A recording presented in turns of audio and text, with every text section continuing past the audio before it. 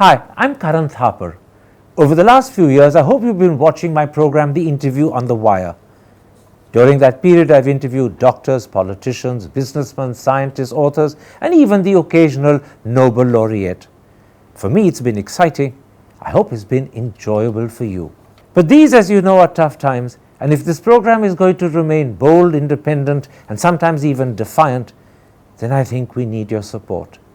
At the end of the day, it's a truism, but editorial independence is best defended by the viewers. So if you would like this program to remain the way it is, forthright, outspoken, and interesting, then would you consider supporting us? All you have to do is to click on the description at the bottom. But more than anything else, I hope you will continue to watch the interview. Your viewership means an awful lot to me. Thank you for your time. Goodbye.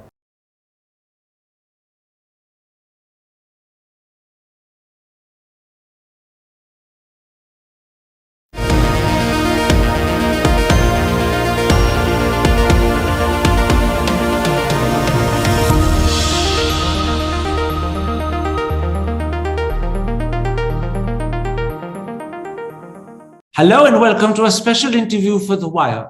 We've heard a lot about how the Agnipath scheme can allegedly adversely affect the army, but we haven't heard anywhere near enough about the impact it can have on the Air Force and the Navy. And that's the issue I shall touch on today with former Navy Chief and former Chairman of the Chiefs of Staff Committee, Admiral Arun Prakash. Admiral Prakash, before I ask you how, as a former Naval Chief, you view the Agnipath scheme, let's briefly start with how the government itself seems to view it. 2 days ago, the National Security Advisor Ajit Doval explicitly said the scheme would not be rolled back.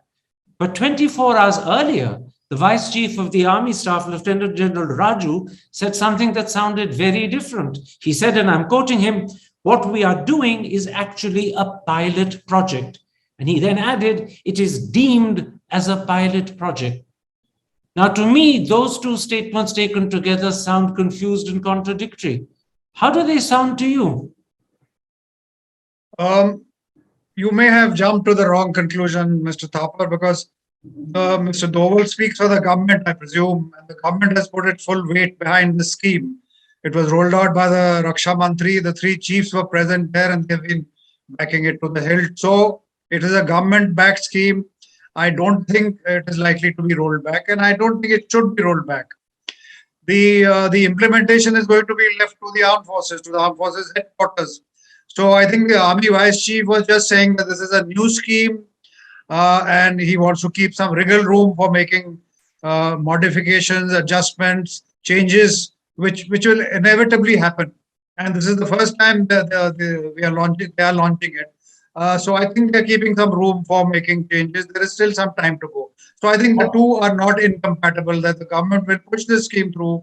The armed forces hopefully will keep themselves some flexibility to make necessary changes, modifications, and so on. All right, I'll happily and readily accept your explanation, except that most laymen would say that keeping room for wriggle adjustment and tweaking is very different to calling something a pilot project. But I'll accept your explanation.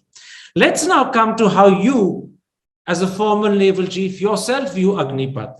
In a recent article you wrote for the Indian Express on the 21st, you first questioned, and I'm quoting you, why the pension bill of veteran soldiers, what you called a separate charge on the exchequer, was linked to the defense budget and its inevitable growth trotted out as an excuse for the dwindling funds available for force enhancement and hardware replacement and modernization. Now, I'm reliably told by many people that this has been happening increasingly over the last 8 years as a way of making the defense budget appear as a bigger percentage of GDP. Can you start by explaining to the audience why this is a matter of concern and why perhaps you think it's a mistake? All right, now in the instance that we are looking at, the scheme which has just been rolled out, it's not been mentioned that it's meant to make savings of defense expenditure. But otherwise, in every discussion, most articles that one reads, and even the former CDS, the late General Rawat, he had mentioned deep concern about the burgeoning pension bill of the armed forces.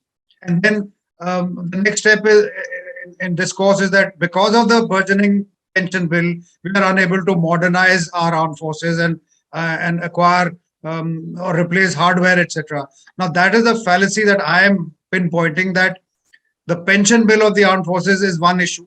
Yes, it's going up. We can talk about that. But to link the burgeoning pension bill of the armed forces with capital expenditure on modernization is completely fallacious and wrong. There are nearly 5 million central government employees. The majority of them is armed forces, 1.4 million, the railways and so on. There are 5 million, they all draw pensions. And pensions are going to go up. Everyone knows that the life expectancy is going up. There are pay commissions. There is DNS allowance rolled out every 6 months. So if you want to save on pensions, there are various methods of doing it, and we can talk about them. But to link pensions, which is a charge on the exchequer, with the defense budget, they're not a charge on the defense budget. The defense budget is a separate issue, the link to national security. How much importance you give to national security, how crucial it is to our very existence is a separate issue.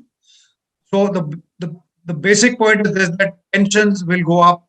There are ways of keeping hold of the pensions or saving on pensions. Modernization, capital expenditure on the armed forces is a separate issue, and the two should be dealt separately. Don't link to it. Absolutely. That is why I say that, because this is what it seems to be. That the ball has been thrown into the court of the armed forces, that you want more for capital expenditure, then show us savings in pensions, which is entirely inappropriate. It is not their job. You make this point very cogently in that Indian Express article. One of the consequences of linking the pension bill of veteran soldiers as the part of a defense budget is that people start claiming that because the pension bill is constantly increasing, services as a result do not have enough money for capital expenditure. And you say this is the wrong way of looking at things. You say, and I'm quoting, the finance ministry must find ways and means of raising essential additional funds for national defense rather than pass the buck to the armed forces. And just as an illustration, if you remove pensions from the defense budget, I'm told what you're left with is just about 1.5% of GDP, which is a niggardly sum if you bear in mind the serious challenges India faces on the Western Front with Pakistan, and now arguably the even more important and serious challenge on the northern border with China.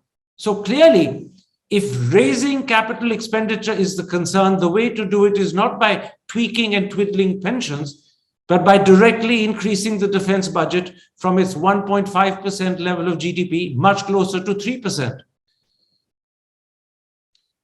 Okay, now talking about GDP percentages, I'm not an economic expert, etc. But I think you need to look at what the situation is on our borders, what the threats are, and then act accordingly to counter them.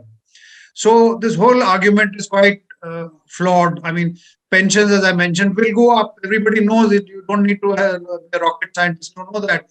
But the point is that somebody in the finance ministry or the planning commission, the Niti Aayog, should have sat down and forecasted how the pensions will rise. It's entirely forecastable. Otherwise, use a supercomputer and then find out ways to either raise extra funds or follow the example of other countries. They put their pension fund, they earmark funds for pensions, put them in a investment where it generates some interest, and then meet the increasing pension bill.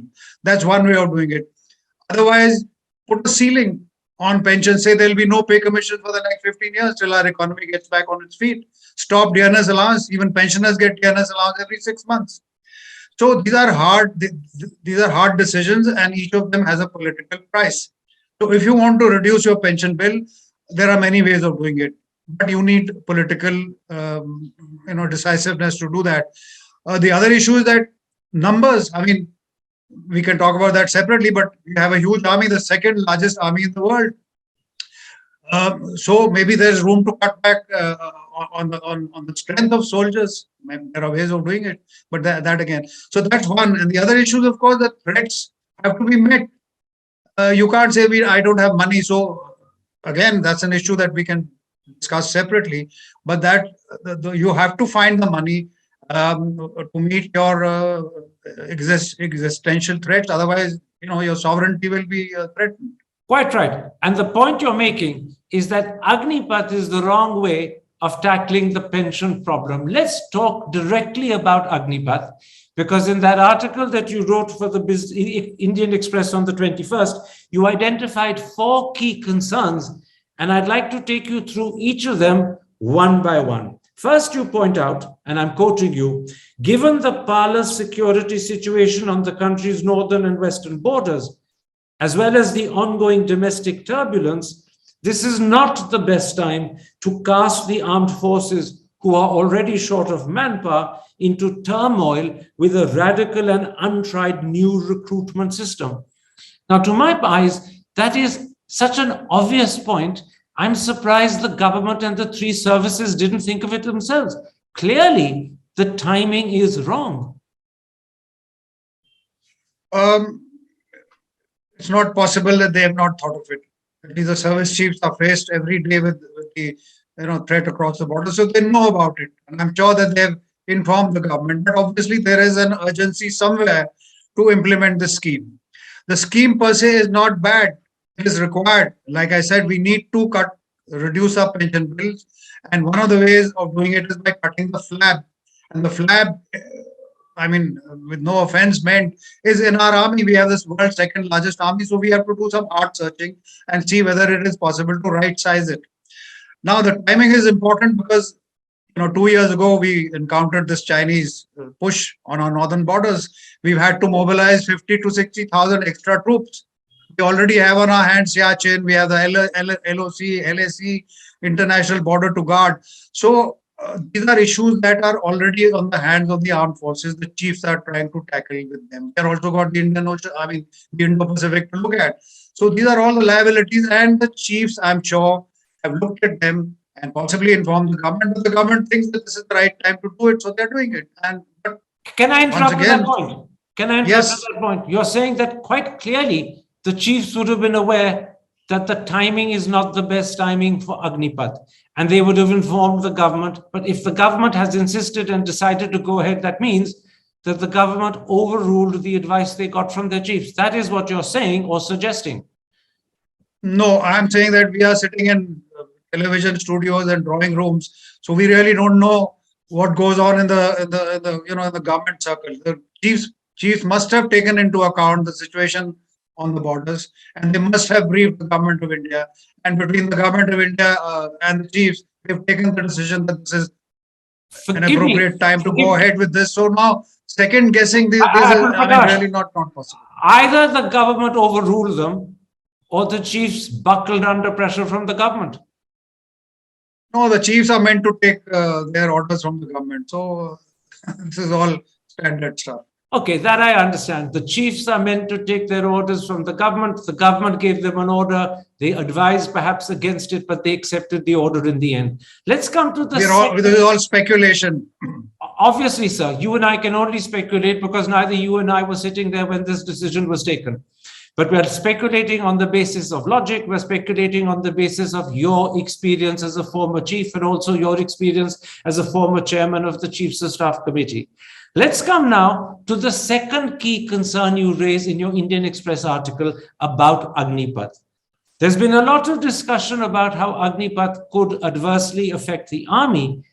What hasn't got the attention it deserves is the impact Agnipath will have on the Navy and the Air Force. You write, and once again I'm quoting you, such a scheme in its present form is only suitable for the army whose large infantry component is excessively burdened with technology.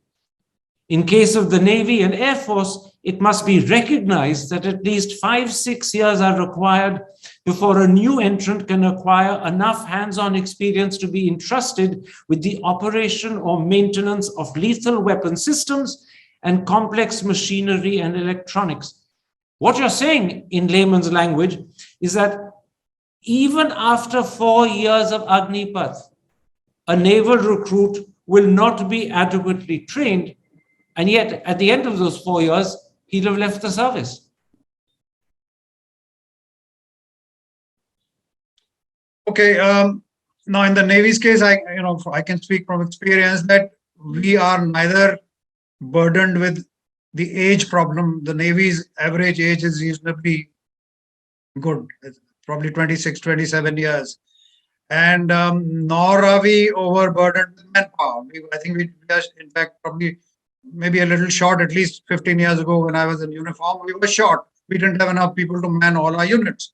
So the Navy has neither of these problems. Now, I am not aware of the logic why this period of 4 years was selected in particular, out of which 6 months is meant to go in training. So in the remaining 3.5 years, whatever time this recruit has, maybe I can't speak for the army, it may be adequate to soldier on. But there again, I wonder if you can send a young soldier on a patrol or put him in a picket at high altitude. But I can speak for the Navy that apart from some very fundamental basic duties or branches where not a huge amount of skills are required, apart from those one or two branches, everything else in the Navy is highly um, technology rich. It takes time to get comfortable with it, and then to acquire proficiency and expertise takes years, 3, 4, 5 years before you can trust a young sailor who can withstand the rigors of service at sea. Seasickness is a big issue with our landlubber sailors. Then serving on a submarine or serving in an aviation unit, all these require a certain amount of time to assimilate the skills, then to use the experiences to put it back into service. So, to my mind, 4 years does not seem to be adequate time. And I think the Air Force is the same. I mean, you service aircraft, aero engines, ejection seat, rockets, missiles, etc. So perhaps in the time available, they will tweak this a little bit and maybe enhance the time that a recruit serves for him to be useful to the Navy and Air Force. Army can, of course, take their own decision. Can I ask you this? From your experience, Admiral Prakash, normally, how many years are needed for a sailor to be adequately trained? As I said, firstly, to get used to a ship's environment or a submarine environment or a aviation environment takes time. And most, about 90% of our sailors come from landlocked states, Himachal, Haryana, etc. So the naval environment is alien to them. That's one. Then the technology levels are pretty high, whether you're operating a sonar, a radar, a fire control system, a missile, aero engine servicing. I mean, we don't allow a man near an aircraft within 10 yards of an aircraft unless we are confident that he'll not press the wrong button or do the wrong thing. So 3, 4, 5 years is required before he acquires proficiency as a leading seaman or a petty officer and then gathers experience. So 4 years is certainly not enough. So I think there needs to be some tweaking done here.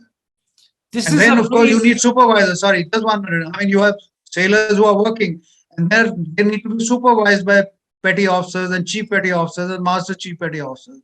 And a master chief petty officer serves till 56, 57 years of service. So you'll need those kind of people to serve on till they reach higher ranks, Subedar Major, Master Warrant Officer, Master Chief Petty Officer. So you will have that kind of thing going all the time. You're making a very important point. If it takes between 5 and 6 years for a sailor to be adequately trained, then the following presumably applies. When a new entrant becomes an Agniveer for the first time, he is untrained completely. At the end of 4 years, as far as the Navy is concerned, he's partly or partially trained, but he's never fully trained when those 4 years end.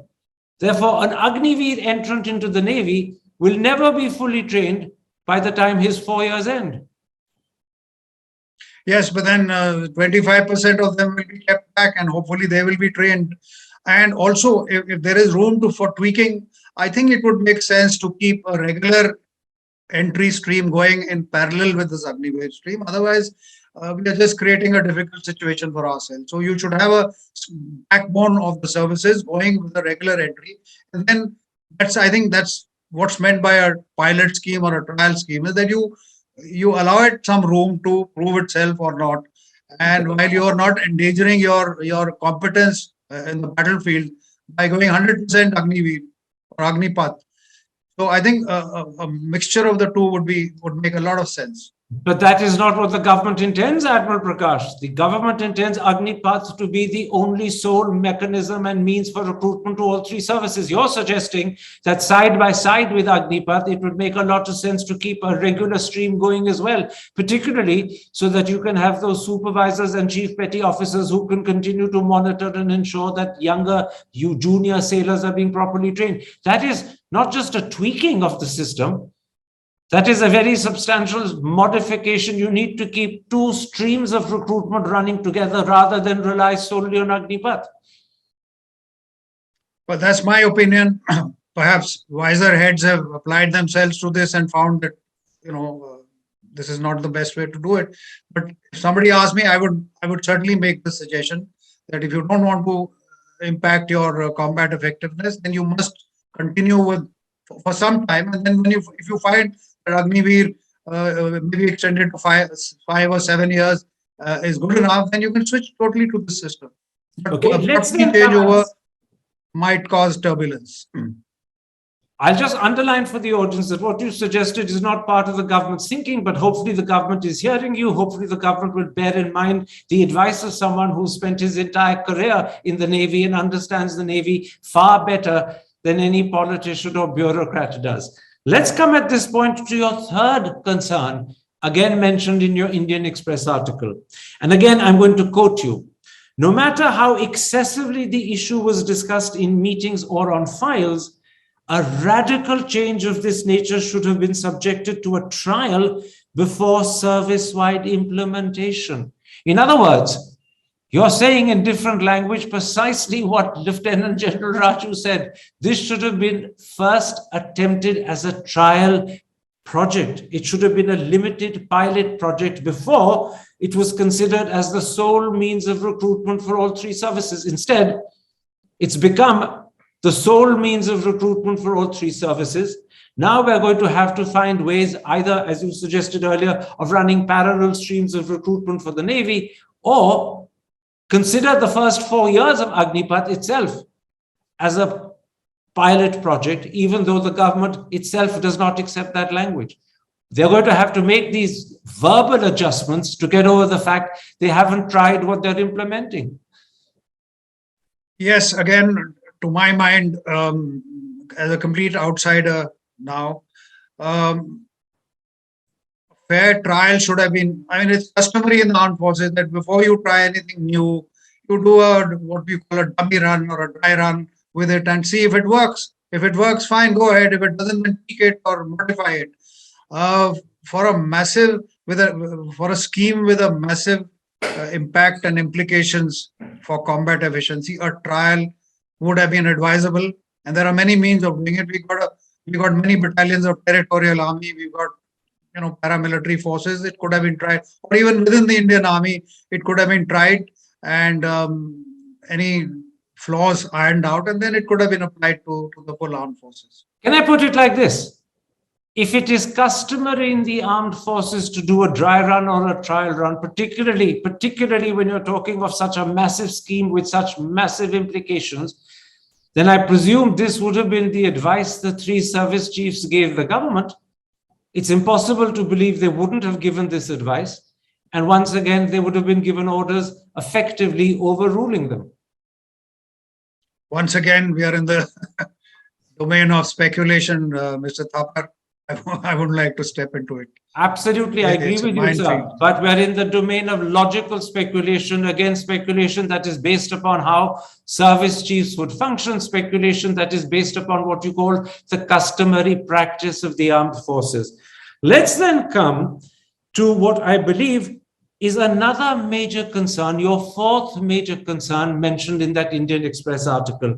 You have grave doubts about whether any of the commitments made by the Home Ministry, the Defense Ministry, or corporate India to provide jobs for Agniveers when they leave service will actually be fulfilled.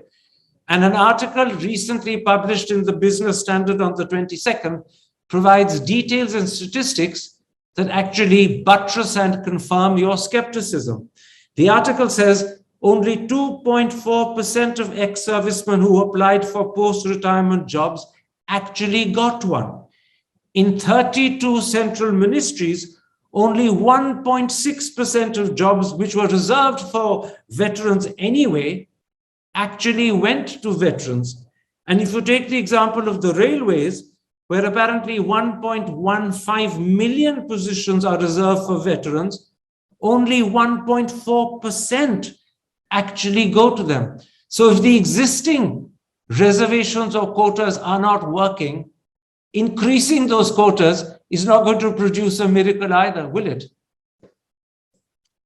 Okay, now we are stepping into the terrain of re-employment of the Agniveers, which is a different issue altogether. But my remark was based on my own experience in the service, that many schemes, starting from the group of ministers of 2001, where this idea was mooted that the services are overmanned and they need to cut down. Then there were other schemes, short service commission. There was an Ajay Vikram Singh committee for officers. Then there was the Naresh Chandra committee of 2011-12. I was part of all of them. And each of these bodies acknowledge the fact that we need to right size our armed forces. But how do you right size the armed forces? By by hiving off manpower is the only way, is that you can find that manpower satisfactory second career once they leave the armed forces. In all fairness to you, can't dump people on the street, especially people with valuable skills acquired in the armed forces. The only way of doing this was to put them laterally into the central armed police forces and the paramilitary forces. But we found that there was steadfast resistance from the Home Ministry, which is invariably been more powerful than the Ministry of Defense. Resistance to say that you don't come and meddle around with our career prospects of our Jawans, and they often flatly refused. So the statistics you are quoting are a result of their steadfast refusal to absorb any of the armed forces personnel who retire prematurely. That's been happening all along, and it's true of each state has got a quota for ex-servicemen, central services, PSUs. None of those quotas are honored or have been honored so far. So I don't know what's going to change now that suddenly we assume that all 75% of the Agniveers will be instantly absorbed by either by public sector undertakings or by the paramilitary forces. Going by the past experience, it's not been so. And we need to take cognizance. And if there are going to be unhappy or unpleasant consequences, then we need to recognize them right now. In fact, in a sense, senior members both of the government and the BJP are half acknowledging what you're saying when they say that, in fact, as Vijesh Varga said, that Agniveers can be employed as guards and security officials in BJP offices. Or when Krishnan Mohan Reddy said, and he's the Minister of State for Home, that they could be employed as washermen, dhobis, and hairdressers. They're acknowledging, therefore, through those comments, ill-advised as those comments may be, that the so-called quotas they're claiming that they're opening up haven't yielded results in the past, and there's no guarantee they're going to yield results now, even though the quantity is being increased. So it'll be a shame if you call somebody an Agniveer and then give him a job as a guard or a sentry outside a bank. Look at the USA. They've been through many wars, conflict. They've passed the GI Bill, which guaranteed education. It guaranteed many other concessions to those who wore the colors of their country on the battlefield. So if we are so keen on pushing through a radical scheme like this, let us enact an act of parliament, which will make sure that every single man who sheds his uniform and comes on the streets is guaranteed either education or a job, employment, or some kind of absorption into society. Absolutely. You need something like an act of parliament. And in a sense, this is why you responded to Anand Mahindra's tweet when he claimed, and I'm quoting him, the Mahindra group welcomes the opportunity to recruit Agniveers. You responded by asking, has the Mahindra group so far reached out to thousands of disciplined and highly skilled ex-officers and Jawans who are desperately seeking for a second career? And the truth is, your skepticism is not just true of the Mahindra group, it's true of corporate India as a whole. A lot of businessmen at a time like this are willing to say they will employ Agniveers because it sounds right with the government, it supports the government, it wins them brownie points. But when it actually comes to doing so, the track record shows that in the past they have not been there to recruit ex-servicemen and ex-jawans, and it's very unlikely that they'll be present now when there's a need to recruit Agniveers, hence your skepticism. Well, I meant no disrespect to the Mahindra group. I believe they're a very forward-looking, company. But the point is, if you are willing to do this for Agniveers, but the situation has been in existence for the last 60, 70 years. Every year, hundreds of thousands of ex-servicemen come on the streets. So where are the corporates offering them jobs? So why suddenly offer to Agniveers? Why not to the rest of us? Absolutely. Let me raise one more point with you before we come to the last few questions of this interview. First of all, as their 4-year tenure as Agniveers begins to end, each Agniveer will be in competition with the next one to try and ensure he is retained. And at the same time, each of those Agniveers will also be terribly worried if they are not retained. Does this combination of tensions have the potential to create worrying rivalries and even a poisonous relationship, rather than camaraderie and esprit de corps? Well, it is going to be an issue. There's no doubt about it. And unit commanders, CEOs of ships, submarines, wherever these boys are serving, will have a job on their hands to manage it. I mean, there's going to be cutthroat competition. Out of 100 people, if only 25 are going to survive on a ship or a unit, there is bound to be, some kind of competition, healthy or unhealthy. Besides that, then there are people who are assured of a pensionable future. And then you have these young boys who are going to be out on the streets in 4 years. So how much of their neck are they going to be willing to stick out when they know that 2 years or 3 years or 1 year from now I'm going to be out on the streets, compared to somebody who's in for a long haul and a pensionable service, and all that goes with a pension. And people have been talking about. Sorry, no, I just want to say that.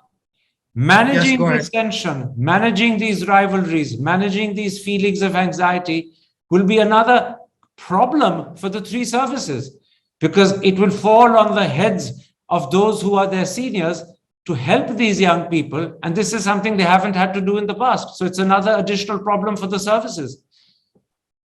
Yes, it will be a problem, but hopefully it will be managed competently.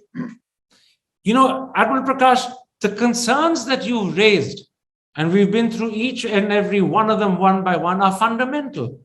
They touch on timing, the applicability of the scheme to the Navy and Air Force, the impact it will have on relationships between soldiers, the uncertainty of what happens when 4 years are over, and then perhaps most importantly of all, the fact that this should have been piloted. It should have been done as a dry run rather than implemented right across all three services at one go. When you put these 4 concerns together, doesn't it mean that the scheme should be withdrawn, or at least very, very comprehensively rethought through, rather than implemented the way it stands today? Because if it's implemented the way it stands today, the services, particularly perhaps the Navy and Air Force, face serious risks. No, as I mentioned right at the beginning, I don't think we should contemplate withdrawing the scheme, because it sends out a wrong message. The scheme is all right. As I said, we also need to rationalize our manpower, maybe bring the age profile down where required. But once again, tweaking, modifications, etc., there's time to go in the years ahead. Certainly, this scheme can be, you can pick out the flaws and iron out the deficiencies and make it a workable scheme. There's no need to stop or withdraw. Can I interrupt? I accept your point that withdrawing a scheme may be the wrong thing to do once you've announced it, largely because it would be hugely embarrassing for the government. It would leave the government and the defense minister with egg all over their face. And ministers don't like scrambled egg on their features. But leave that aside. Tweaking is surely nowhere near enough. You strongly suggested that this should have been carried out as a dry run. It should have been done as an experiment and a pilot project. You strongly pointed out why even after 4 years, a naval sailor who comes in as an Agniveer will only be at best partly trained, not fully trained. So it's not tweaking that we need a very comprehensive rethinking. Why are we shying away from using that language? You and I have not participated in the deliberations that preceded the scheme, Mr. Thapar. So really, it's beyond our competence to pass judgments at this point of time. Now that the scheme has been approved and rolled out and put into action, I think the best is to make improvements, iron out the flaws, and try and make it as workable, as practical, as useful as it can be. So I think any thoughts of withdrawing it or radically changing it should be put All right, behind I us. will accept that. All I'll point out to the audience, if they reflect back on everything that you said so far in the interview, we're not just talking about making improvements and tweaking and small changes. We're talking about very, very comprehensive changes to the scheme. But let's not worry about the terminology we use. I've come right to the end of this interview. You make one further wider point that I'd like to raise. You say India needs, and I'm quoting, a national security strategy, but has neglected to undertake any such exercise in the past 75 years. And in your Indian Express article, you point out this is why 3 critical questions do not have credible answers. Where do we stand? Where do we want to go? How do we intend to get there? And what you're really saying is that a proposal like Agnipath only makes sense if it fits into a wider national security strategy. But in the absence of that national security strategy, what we're doing is simply moving pieces on the chessboard, but we're not sure precisely what the game we're playing is. Well, once again, I don't know enough about the motivation and the objectives of Agnipath, but perhaps it could be a vital piece in our overall strategy if it makes us, if saving on pensions or, skilling youth, etc., are not the objectives, and the objective is to enhance combat efficiency of the Indian Armed Forces, then it's a very noble objective and we should go for it. So the larger point, I think, is what we need to keep in mind is that we've had existential threats to our nation state from Pakistan since 1947, from China since 1962 at least. But today we don't know which way they are heading. Does Pakistan want the whole of Kashmir or half of Kashmir? How much of our territory does China want to do? So we need to take a full-fledged perspective on this and then decide what we want to do about these 2 issues and how do we want to get there? Do we have the means for it? So a strategy or a national security review would put all these pieces in their place in the jigsaw puzzle. But without having a strategy, we are nibbling at the problem. So I think Agnipath or Agniveer may perhaps fit into the larger jigsaw puzzle if we undertook a huge overall defense review and found out our shortcomings and our lacunae and where we lack, and if finance is the problem, then how do we address it? So you've put it beautifully, yes. Admiral Prakash. Agnipath is one part of a larger jigsaw puzzle, but we don't have the outlines of that bigger jigsaw puzzle, and we don't know how this one piece Agnipath fits into it.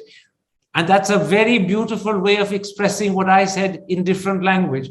In the absence of a national security strategy, which you believe we need and we have needed for 75 years, Agnipath is like moving pieces on a chessboard without knowing quite what the game you're playing is. We need to address that problem. What is the national security strategy we need? Very quickly, almost in a word or two, do you think politicians are willing to face up to it now? They haven't, as you point out, for 75 years, but do you think they should face up to it now? They should, because the price that we'll pay by the ad hocism is going to be very heavy. I mean, we are continuously being distracted from our main objective, which is development, social uplift of our people.